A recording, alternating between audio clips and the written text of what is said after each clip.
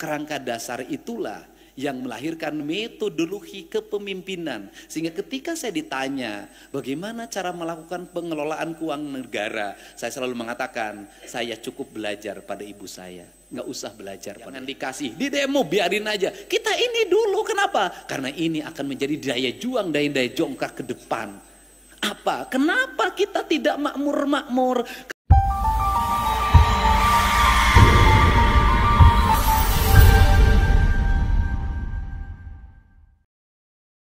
Bismillahirrahmanirrahim. Assalamualaikum warahmatullahi wabarakatuh.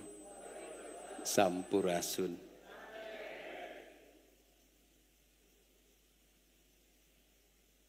Bapak dan Ibu yang pada hari ini sudah mendeklarasikan diri menjadi ibu dari seluruh rakyatnya, yang terpilih menjadi bupati dan wali kota,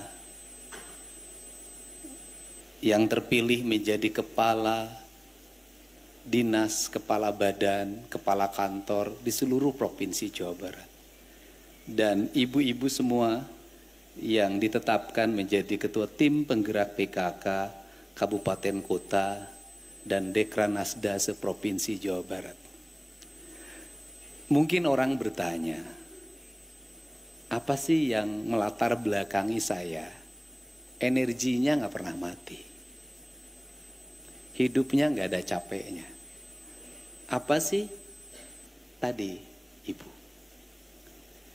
Jadi sebenarnya dari sisi waktu, beruntunglah mereka yang terlahir di era 70-an.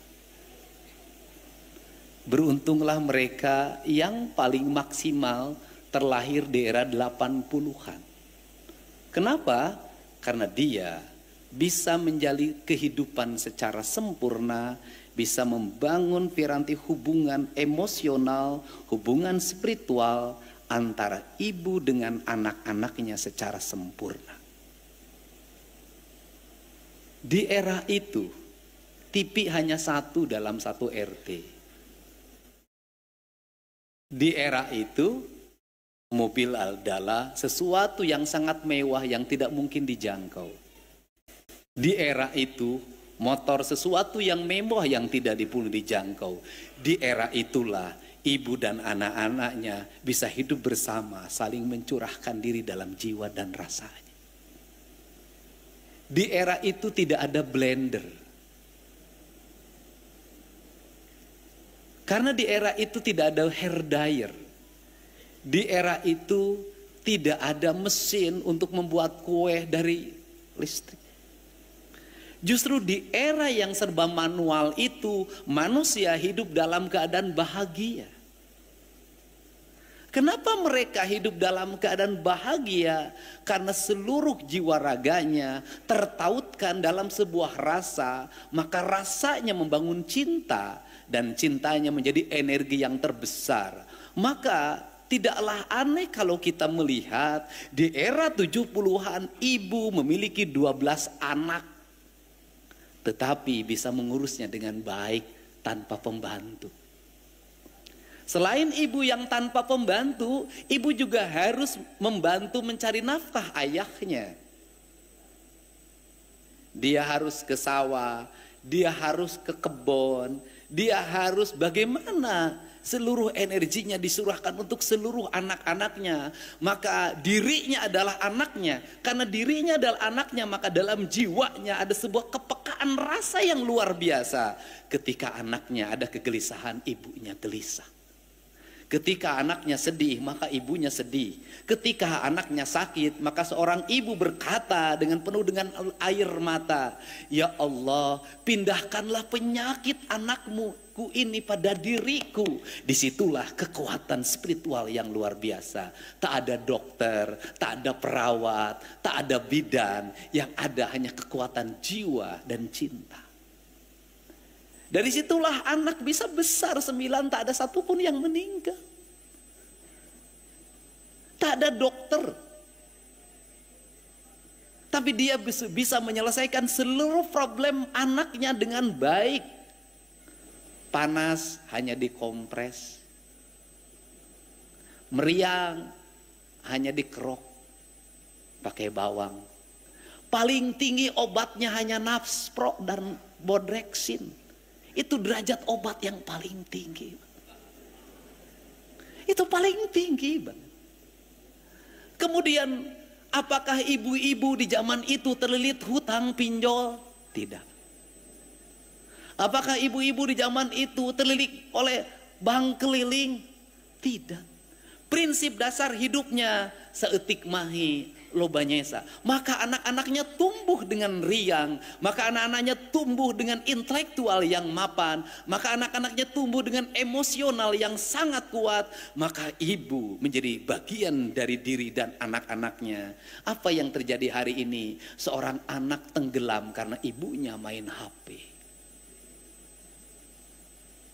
Pertanyaannya adalah, apakah anak-anak hari ini menikmati hubungan yang indah dengan ibunya? Hampir tidak.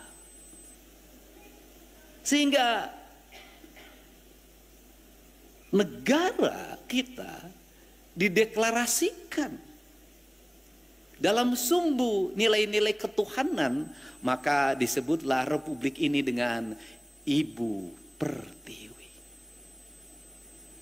Karena republik ini dideklarasikan dengan Ibu Pertiwi, dan tanah Sunda ini, tanah Pajajaran ini, tanah Jawa Barat yang sekarang sebagian jadi Banten, itu menyebut tanahnya Sunan Ambu. Artinya ibu. Kalau seperti itu, apa sih yang harus dimiliki oleh seorang pemimpin? Sifat ibu. Karena yang harus dimiliki oleh seorang pemimpin sifat ibu, maka pemimpin harus melakukan apa pada tanahnya ini, pada airnya ini, memperlakukan seperti memperlakukan ibunya. Karena dia memperlakukan seperti ibunya, maka rawat dia, jaga dia, cintai dia, penuh kasih. Jangan kau cemari dia, jangan kau sakiti dia. Maka hubungan antara pemimpin dan istrinya dengan tanahnya akan terikat dengan kuat. Karena terikat dengan kuat, maka dia bersenyawa. Karena dia bersenyawa, maka tanah itu menjadi sesuatu yang hidup. Dan saya termasuk orang yang punya keyakinan, ketika saya mengut sampah, maka air yang di sampah itu akan bercerita pada air di tempat lain. Ketika saya membuka ruang-ruang pori-pori tanah agar air jatuh, maka tanahnya akan bercerita pada yang lain. Ketika ada burung yang patah sayapnya, kemudian saya urus sampai dia terbangkan, maka burung itu akan bercerita pada yang lain. Karena saya selalu meyakini alam ini adalah satu kesatuan ekosistem yang tidak bisa dipisahkan. Maka matahari, air, udara, tanah, semuanya saling bersahutan dan mereka saling berbicara satu sama lain. Mana yang harus dia doakan, mana yang harus dia beri jalan, mana yang harus dia selamatkan, mana yang harus dia musnahkan. Kerangka dasar itulah yang melahirkan metodologi kepemimpinan. Sehingga ketika saya ditanya bagaimana cara melakukan pengelolaan keuangan negara, saya selalu mengatakan saya cukup belajar pada ibu saya, nggak usah belajar pada yang lain. Kenapa belajar pada ibu saya? Ibu saya anaknya 9. Sekolah SD pun tidak tamat, cuma sampai kelas 1. Tidak bisa baca tulis, tetapi dia bisa membesarkan ke-9 anaknya dengan sehat, tumbuh dengan baik. Tak ada satu jengkal tanah pun saya yang terjual ketika anak-anaknya saya sekolah.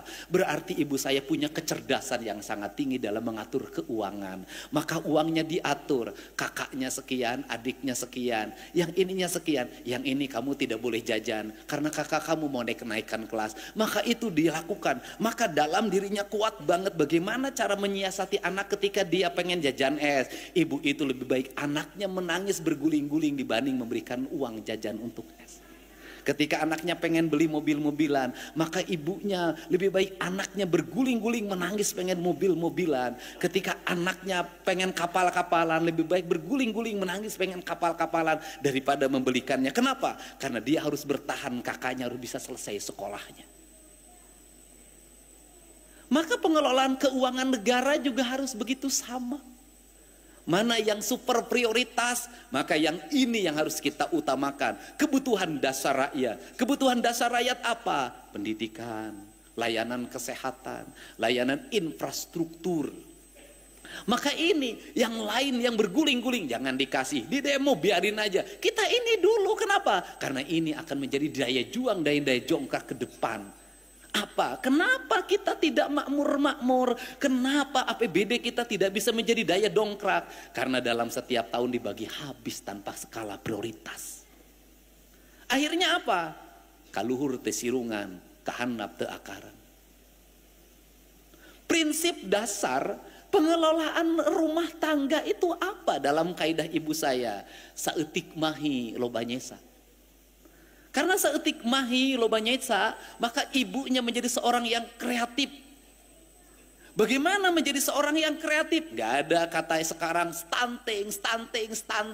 Betul, stunting itu akibat miskin. Betul, stunting itu karena negara tidak memberikan stimulus. Betul, stunting itu karena negara juga kurang memberikan perhatian. Betul, tetapi stunting juga lahir karena lemahnya kreativitas.